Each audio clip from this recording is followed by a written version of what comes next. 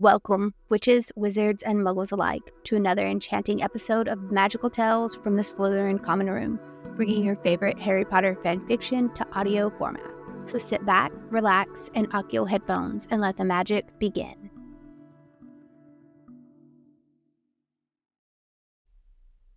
Apostasy by Deydralinne, Chapter 26, Chaos. The wireless being on had easily become one of her favorite things about living in the chateau. Theo had just found a way to charm it to play throughout the entire ground floor at the same volume, which, given that he had allowed Hermione to set it, was loud. Not that anyone had had any complaints so far. Draco was the only one likely to complain, and since he was the cause of her pent-up energy and he wasn't here, she was free to lead everyone else astray. Theo and Blaise were splayed out on the lounge, engaged in a conversation. Ginny perched on Blaise's lap. Ever so often, a laugh would tumble from her, or she would grace them with one of her contagious grins. Tor, Pansy, and Daphne all were dancing to the music, while Hermione had snuck behind the bar to mix up a special little treat for them all. Something she had been saving specifically for a time when Draco was away from the home, so there would be no risk of him killing the buzz before it had even begun, which was seemingly a habit of his. She retrieved the cans of chaos, vodka, peach schnapps, and cranberry juice and proceeded to make them all large glasses of excitable, a cocktail with the main ingredient being Red Bull. Her eyes fell on Theo and those bloody pink gumboots. His reaction to the energy drink was probably the one she was most looking forward to. There was a certain chaos to Theo that she just loved to encourage, partially because his energy often matched hers and Ginny's, but also because it seemed to annoy the absolute shit out of Draco, which happened to be one of her favorite pastimes. She had been so close to breaking him, and she knew it. He knew she knew it. The drinks floated out to their recipients, who at this point had become so used to her bartending that they didn't even hesitate to sip on it. Ginny took one sip and whipped around to look at her. "Oh, this is going to be good," she stated with glee. Theo frowned at the drink in his hand in contemplation. "What is?" "Remember how I was telling you about energy drinks a few weeks back?" Hermione smiled before pointing to her glass. "Enjoy." Theo looked back at the drink and gulped down the entire thing. "Jesus, Theo, it still has alcohol in it," Hermione chuckled. "That's really yummy." Theo looked at his now empty glass with a pleased smile. "Can I have another one?" Astoria laughed. "Perhaps maybe one without alcohol. I want my husband to still be able to walk in an hour." Hermione bit her lip. Realistically, there was no reason to say no, right? She shrugged and sent another can his way. Two things that she realized immediately were, one, she had unknowingly kick-started a new addiction to the wizard, and two, he lacked the ability to pace himself on anything other than hard liquor because he began to drink it as quickly as he had the previous one. Ginny and she shared a look and started a nervous laugh that continued to build on itself. "Oh, shit," Ginny giggled in unison with Hermione. Draco sauntered into the sitting room unexpectedly, his serious tone immediately thickening the light mood of the room to a charged tension. Everyone froze and looked at him, taking in the sight of blood over his clothes. "We need to go. Everyone. The Order are trying to claim Diagon Alley." "What? That's public domain," Ginny frowned. Draco shrugged. "It doesn't matter if it is or it isn't. They are attacking it right now. So do you want to waste time discussing this, or can we go fix the situation?" His tone was gruff and impatient. Hermione wasn't sure if it had been their early interaction in the training center that had left him in a bad mood, or the Order's cock-blocking. Everyone jumped to attention, those with drinks in their hands quickly downing them and summoning their robes.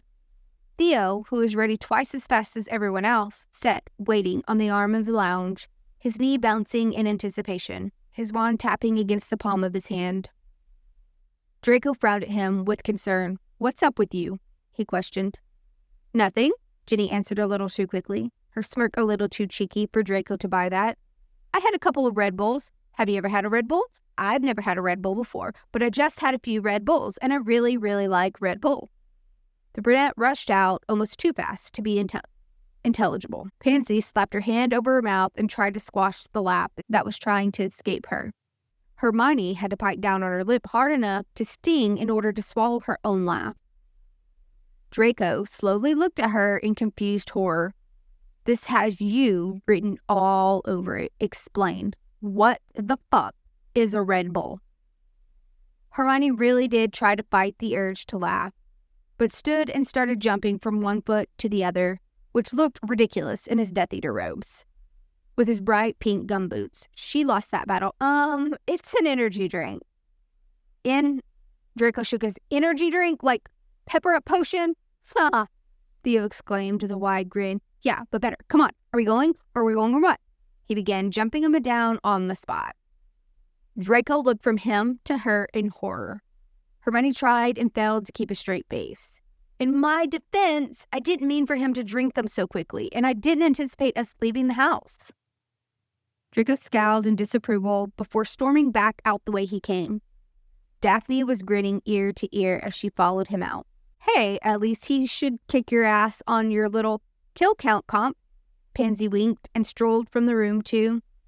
Trying to avoid getting into even more trouble, Hermione took off to try to catch up. There was winding up Draco, which was one of the things that she had lived for at this point, but then there was getting everyone else into trouble, which was something she honestly made an attempt to avoid. I just want to start by saying that Theo didn't know what they would do. So really, if you want to fight anyone later, it should be me. Hermione huffed breathlessly as she arrived at the operation point. If he did fight her, then she was certain that this push and pull between them would finally shatter, and everyone would be better off for it. Draco glared at her and opened his mouth to respond, but his eyes drifted behind her to the house, his eyes turning cold just as the unmistakable crack of a can carried across the patio. Hermione's head whipped around to see Theo scullying back yet another can of Red Bull, with Blaze in absolute hysterics behind him. "Oh my God," she whispered and hid her face in her hands. She heard the crack of apparition and looked up to see that Draco had gone. Daphne and Pansy chuckled quietly before disappearing themselves. Hermione shook her head and sighed deeply. "Come on, Chaos Puppy, you're going to get us in trouble with Dad." Blaze and Ginny herded him successfully to her, but they were far too gleeful to be faultless in this situation. Ginny waved away Hermione's accusatory look with twinkling eyes. "It will be fine, honestly." Hermione scoffed and rolled her eyes, grabbing Theo's arm, and began the series of jumps it would take to get to their destination. Blaze and Ginny popping out of the ground beside her a second later. The chaos that was diagonally immediately assaulted their senses. There was smoke and streaks of spells in various colors shooting everywhere. Theo whipped around and immediately hurled a killing curse at a random Order member, shouting out, "1!" as he disappeared into the thick of it, and she heard 2, 3 before his counting died amongst the sound of yelling in the mess. "Merlin," Hermione whispered.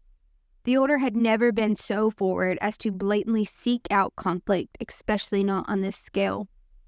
Ginny slipped her hand into Hermione's and squeezed. There was no use in standing there staring. Whatever their game was, it wouldn't be solved by doing nothing. Mentally, she began a checklist of the shops that she knew had been operating as normal in the street, and if there might be a reason for any of them to be a target. Her list came up empty. Was this retaliation for London?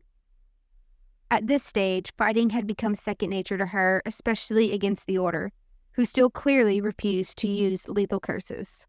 Her blade slid across the throat of a man who was aiming a body-binding hex at a masked Death Eater. "1!" she shouted over the noise, moving instantly into hand-to-hand combat with his buddy. The smell of the fire started spreading through the air in an overpowering way, disguising the other scents around her. There was something about it that put her on edge, not only because the smoke thickened, making it hard to see, and warmed the air to an uncomfortable degree, but because something about it felt like a tactical move. How many buildings had she set on fire over the years? The shopping center just the other week, the building in Kent before her, and Ginny's departure. Dozens over the years before that. Her eyes scanned the crowd, hexes fired from the tip of her wand in rapid succession, dodging and weaving out of the way of danger herself. Not that it mattered much. It more came out of habit than anything else, and frankly, it was one she didn't want to get lazy with. A flash of hair that she recognized as Ginny's didn't comfort her as much as she would have liked. The witch had wandered a little too far from Hermione, and it wasn't how they operated. "Gin!" she called and tried to move closer, only to be caught in the confirmation with Seamus, who threw a hex after curse after punch in her general direction. "My!" Gin's voice carried over the heads of those between them. "Gin!" Hermione screamed back. Her ability to multitask seemed to anger Seamus, who threw useless spells that failed to even come close to hitting her. That in itself should have raised the alarm bells, but Hermione was too focused on trying to get closer to Ginny. The fact that she couldn't see her anymore already put her on edge. "Oh, for fuck's sake," she snapped, flinging a killing curse Seamus's way at the same time that he flung something at her, closer to her than he had done so far. It was a shame he was dead before it met its mark. She would have liked to have seen what he had in store for her bounce back at him. His lifeless eyes stared at the pavement beneath him where his body fell. Hermione didn't even pass him a thought as she stepped over his body, her toe knocking the side of his face. The smoke had continued to build on itself, making it hard to see anything, and she couldn't see the store Ginny had been outside of only seconds ago. "Gin!" she called out, hoping to hear her friend's responding call. But all she could hear was the crackling of a fire that was causing a sweat to break out over her skin. "Gin!" She tried again. Her panic was growing at an alarming rate now. This wasn't how they fought, but aside from the thick fog obscuring anything more than 2 meters in front of her, there was something else, something very, very wrong. It was the way it was suddenly too quiet. It was the way that bodies littered the street, but no one was moving. It was the sharp, burning sting to her arm that at first hadn't registered in her mind. She was no stranger to hexes. 7 years in a war did that to a person. Made them numb to minor injuries. Eventually, you just learned to categorize them without thought. She was so used to them before that it took her brain too long to realize that she hadn't felt one in a few months. She hadn't felt one because of the ring on her finger, a pair to the one on Ginny's protecting them both from any spell that had been flung their way since they had started wearing them. The rings that only worked when they were in close proximity to one another. Hermione looked down at the gash in her upper arm. It was only small, tiny really, but the thick black tentacles spreading ever so slowly out around it under her skin burned. It was poison. She could feel it already clouding her mind, attempting to distract her from something else. Something really important. Draco appeared in front of her, grabbing her by her shoulders and speaking to her. Hermione knew he was speaking to her because his lips were moving, but her ears didn't pick up any of the words. In fact, she could hear no noise at all, not even the fire. She felt her face pull into a frown as concern began to register on his. She recognized the movement of the word Granger in question on his lips. Her eyes started to make their way back to the gash on her arm as the realization hit her. The sinking feeling of despair dug its claws in, throwing her off balance and making her stumble. But Draco's arms dropped to her waist to catch her. She tried to speak, but her legs gave out under her. Draco guided her down to the ground, panic having completely morphed his face. She watched helplessly as his eyes began searching hers, going immediately to the side she had been hit. His hand grabbed at her arm and turned it, exposing the cut to him. Her mouth felt full, and it took all of her focus, all of her concentration to push the obstruction from her mouth. Draco bent his head to the wound on her arm without hesitation, his lips wrapping around it, swallowing it completely. The numbness that spread through her body suddenly burned like fire in her veins as it retreated, like it was slowly being pulled from her bloodstream again. She thought she might scream with the way it seared her insides like acid, even opened her mouth to do so, but then it stopped. Draco turned to spit out onto the pavement behind him. Blood rushed in her ears, making a swooshing sound on loop. The burning was back, as was the iron grip Draco had on her arm, holding it still. She thought she might be gasping. She could vaguely hear a noise that sounded like her. Theo and Pansy's faces appeared above her, both looking horror-stricken down at her. The moment Draco turned to spit again, she tried again to say the word in her mind. The only word that mattered. J. The word was cut off by a scream that ripped out of her as Draco began to suck the poison from her arm again, the fire in her fighting back so violently that everything around her began to fade to black. "Jenny," she mumbled before she was lost to the inky depths.